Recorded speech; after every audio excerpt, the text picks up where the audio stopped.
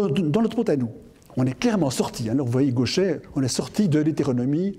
On a mis du temps, hein, on a mis quelques siècles, mais on en est sorti pour de bon et on ne va jamais y retourner. Donc l'hétéronomie, vous voyez, donc c'est ce concept d'un monde géré par une idée du sacré ou une idée d'une antériorité ou une idée d'un ciel ou d'un divin, quand même clairement paternaliste, qui contrôle et qui gère le monde. Donc on en est sorti lentement et sûrement. Nous, c'est avec Vatican II, parce qu'après ça, quand même, en effet, il y a eu l'Église s'était un peu resserré les rangs, mais elle a raté complètement son changement de cap, qui aurait été quand même très porteur, parce que beaucoup plus évangélique, mon point de vue à moi. Mais ailleurs, dans les sorties, je dirais, dans les religions laïques, qui avaient pris la relève depuis 80 ans avec le communisme, ça s'est lentement et sûrement, je dirais, effondré, toutes faisant des millions de morts. Hein. Donc on est dans un monde désenchanté, c'est clair, en fait, dans un monde laïcisé, dans un monde où l'idée de Dieu est une idée historique, est une idée un peu naïve. Donc Dieu est clairement mort une fois pour toutes. Mais on ne sait pas qu'il est mort sur la croix, on pense qu'il est mort point à la ligne, donc on peut vivre sans Dieu. Et Houellebecq montre bien qu'à vivre sans Dieu, le prochain président dans 30 ans sera un musulman, bien évidemment, en France. Hein. Oui, son livre est passé un peu au bleu parce que les attentats de Charlie Hebdo ont pris le devant de la scène. Mais c'est un homme pour lequel j'ai aucune sympathie, mais il a un flair, un feeling sur les événements du monde contemporain incroyable depuis qu'il écrit. Donc peut-être qu'il faut lire Houellebecq, mais surtout lire peut-être plutôt Emmanuel Carrère avec Le Royaume. Quand même. Ça, je crois que c'est encore beaucoup plus un livre éclairant. Donc le besoin de croire est là, dans un monde désenchanté, dans lequel on est sorti du religieux radicalement, et on est entré dans l'autonomie, ce qui ne rend pas les gens très heureux, donc dans le fait que chacun est singulier, autonome, en quête de jouissance, à la recherche d'un objet perdu qui devrait le satisfaire pour toujours. Ils ne savent pas, les jeunes, qu'on est tout le temps en train de leur raboter le réseau synaptique avec des discours propagandes ou des discours, je dirais, publicitaires, pour leur faire acheter des objets toujours, je dirais obsolètes, pour toujours consommer davantage. Et en même temps, on leur a offert un objet dont nous-mêmes, on ne mesure toujours pas l'ampleur, depuis le web, qui est un objet hallucinant. Hallucinant. Donc, si en 92, on l'avait imaginé, on serait passé pour complètement délirant. Hein. Qu'aujourd'hui, tout jeune a sur lui un multimédia qui est un instrument sans limite, lui, clairement. Donc, 40 millions de données, vraiment un accès au monde entier.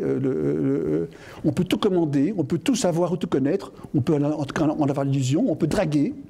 On peut trouver des sites porno. Et donc, il y a le silence d'une initiation qui n'est plus. Il y a un monde désenchanté dans lequel ils baignent, tous, y compris même les jeunes de la migration. Hein, parce que je pense que, je crois que Gauchet l'a quand même bien montré dans ses séminaires, que c'est inarrêtable, la mondialisation occidentalisée. Donc, même dans des pays où, en effet, il y a quand même des soubresauts identitaires, des soubresauts hétéronomes, bien évidemment.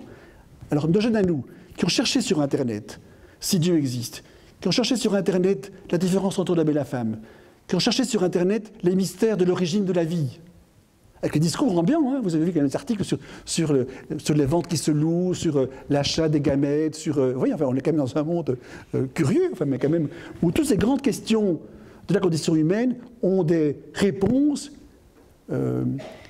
proprement inimaginables et vraiment effrayantes. Mais voilà, c'est inarrêtable, c'est comme ça. Alors, ils trouvent quoi comme réponse ? Est-ce que la pornographie suffit ?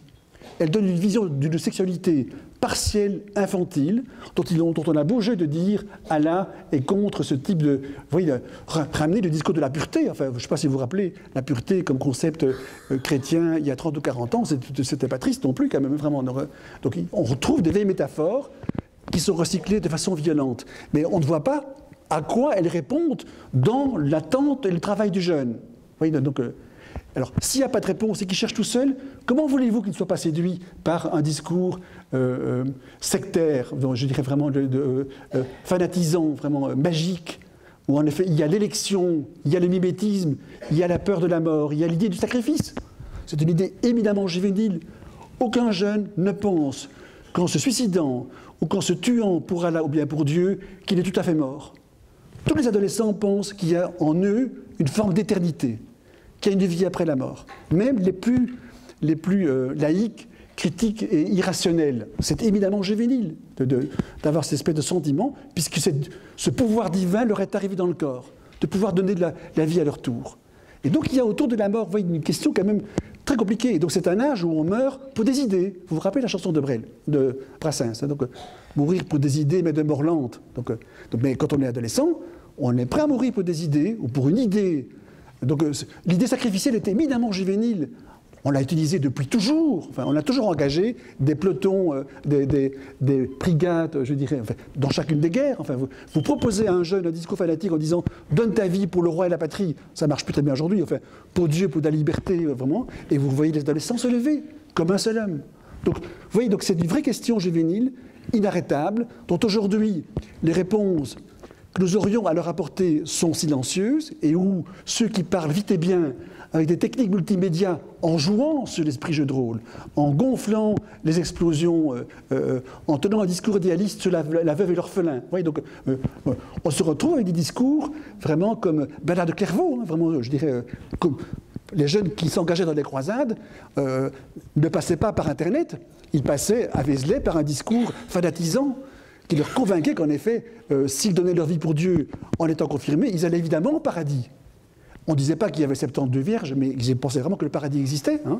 Aujourd'hui, vous n'avez plus beaucoup de jeunes laïcisés et modernes, contemporains, qui pensent que le paradis existe. Ils pensent que le paradis est dans les substances, ou dans les objets qu'on peut posséder, ou dans le corps de l'autre.